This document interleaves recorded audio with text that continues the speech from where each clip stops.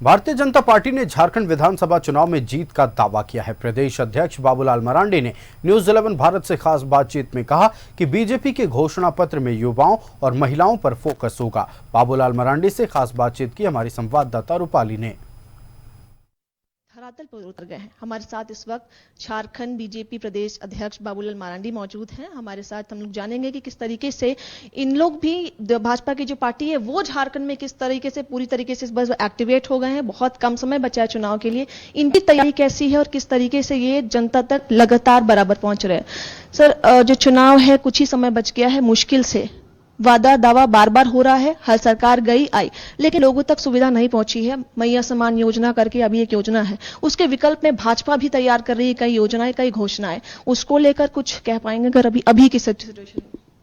देखिए, आज 5 बजे चुनाव घोषणा पत्र की कुछ एक महत्वपूर्ण जो बिंदु है तो वो आज हम सब लोग सार्वजनिक रूप से घोषणा करने वाले हैं।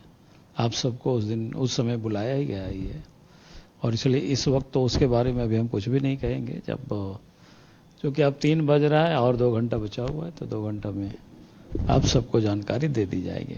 बिरसा मुंडा की जयंती पर 150 जो है घोषणाएं जनहित से जुड़ी होगी, उनमें से मुख्य आज 5 है, लेकिन सबसे बड़ा मुद्दा आज भी जो है बेरोजगारी का है। तो भाजपा अगर फिर से सरकार बनाकर आती है तो उसका कोई तोड़ इस बार निकल पाएगा, लोगों तक रोजगार पहुंच पाएगा? नहीं, वो बिल्कुल स्पष्ट है। हम तो बार बार इस बात को हम लोग कहते रहते हैं कि भाई एक तो लगभग 2.5 लाख से अधिक सरकारी पोस्ट वैकेंट पड़ा हुआ है और उसमें से सरकार बनते ही बहाली प्रक्रियाएं शुरू हो जाएगी। और दूसरा जो निजी क्षेत्र में भी है वहां भी जहां जहां संभावनाएं होगी उसको भी हम सब लोग निकालेंगे और कोशिश हम सब लोगों की रहेगी कि सरकारी गैर सरकारी आने वाले 1 साल के अंदर में लगभग 5 लाख लोगों को कम से कम रोजगार मिल जाए। और रोजगार के जितनी भी प्रकार के जो संभावनाएं हैं, कुछ केंद्र सरकार के सहयोग से है, कुछ निजी कंपनियों के सहयोग से, और फिर झारखंड में भी सरकार और कितने रोजगार के अवसर को सृजित कर सकती है, कहां कहां हो सकता है, उसको भी हम सब लोग एक्सप्लोर करेंगे।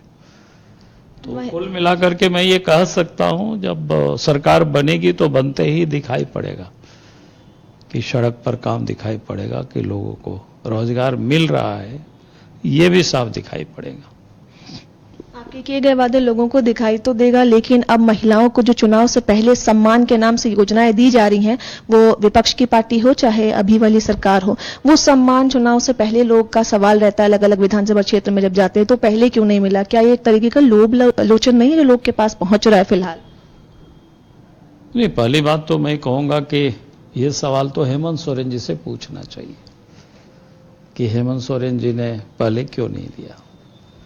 आज तो वो विशुद्ध रूप से क्या कहते हैं उसको, चुनाव में वोट लेने के लिए वो चारा डाल रहे हैं लोगों को। जहां तक भारतीय जनता पार्टी का सवाल है तो मैं तो काफी कुछ बता सकता हूं। देश के जो प्रधानमंत्री है पिछले 10 वर्षों से हमारी मां बहनों को जो सशक्त कर रही है, सशक्तिकरण के काम काफी पहले से प्रारंभ कर दिया है। आप सबको पता है कि भारत सरकार ने लोकसभा और विधानसभा में भी 33% महिलाओं के लिए सीटों का रिजर्वेशन इस संदर्भ में बिल भी पास हो गया। अब अगला जब विधानसभा के चुनाव होगा, अगला जब लोकसभा का चुनाव आएगा तो वो भी लोगों को अवसर मिलेगा। पहले भी बेटी बचाओ बेटी पढ़ाओ के अंतर्गत सुकन्या समृद्धि ऐसी योजनाएं चलाई जा रही है। प्रधानमंत्री उजाला योजना के तहत मुफ्त में गैस भी मां बहनों को उपलब्ध कराई गई। स्वच्छ भारत अभियान के तहत जो घरों में शौचालय का निर्माण करना, फिर प्रधानमंत्री मातृ वंदना योजना के तहत जो गर्भवती महिला को जो पहले बच्चे पैदा होते हैं तो 5,000 रुपया मिलते हैं। तो इस प्रकार की अनेकों योजनाएं जो देश के प्रधानमंत्री बार बार कहते हुए लाखपति दीदी हमें बनानी है लोगों को, और उसमें काम चल रहा है। 3 तलाक जैसे कुप्रथा थी, उसको भी देश की सरकार ने उसको समाप्त किया। झारखंड में भी जब पूर्व की सरकार थी, 50 लाख रुपया तक की जमीन की या घरों की जो रजिस्ट्री होता है उसमें मात्र महिला के नाम से होता था, तो 1 रुपया में रजिस्ट्री होता था। तो महिलाएं कैसे सशक्त हो सकता है। फिर सरकारी जो महिलाएं जो काम करती है उसको जो मातृत्व अवकाश जो अवधि पहले 12 सप्ताह था उसको बढ़ा करके 26 सप्ताह कर दिया। और जब झारखंड राज्य बना था तो सबसे पहले बच्चियों को साइकिल देने का जो हमने योजना प्रारंभ की थी वो झारखंड की धरती से। तो भारतीय जनता पार्टी की चाहे केंद्र सरकार हो, मोदी जी की सरकार हो, राज्य सरकार हो, हम सब लोगों ने महिलाएं हमारी कैसे सशक्त हो, मजबूत हो, तो अनेक योजनाएं चलाई जा रही है, चली भी है। और इसीलिए ये कहना कि भाई चुनाव का वक्त है, तो हमने कहा कि ये तो हेमंत सोरेन से पूछना चाहिए। भारतीय जनता पार्टी से पूछने की जरूरत नहीं है, सिर्फ याद कराने की जरूरत है और याद करने की जरूरत है।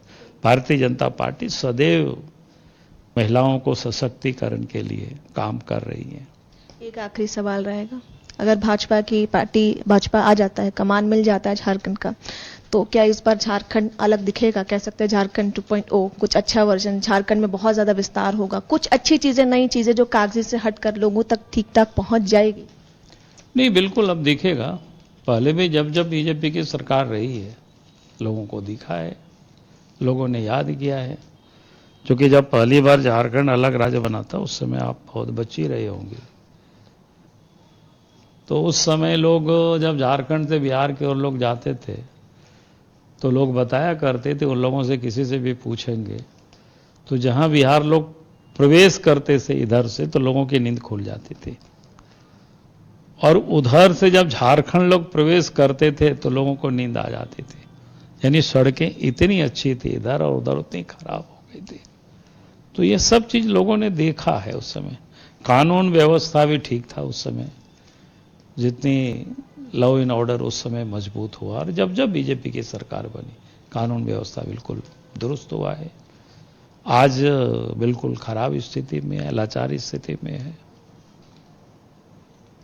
तो आपने जाना कि किस तरीके से जो विपक्ष पार्टी है उन्होंने भी पूरी तरीके से तैयारी कर ली है चुनाव की, और आने वाले समय में अगर भाजपा की सरकार आती है तो अभी जो जो खामियां दिख रही हैं वो पूरी तरीके से उसे हटाकर ठीक कर पूरी तरीके से धरातल पर उतर गए हैं। हमारे साथ इस वक्त अध्यक्ष बाबूलाल मरांडी मौजूद हैं। हमारे साथ हम लोग जानेंगे कि किस तरीके से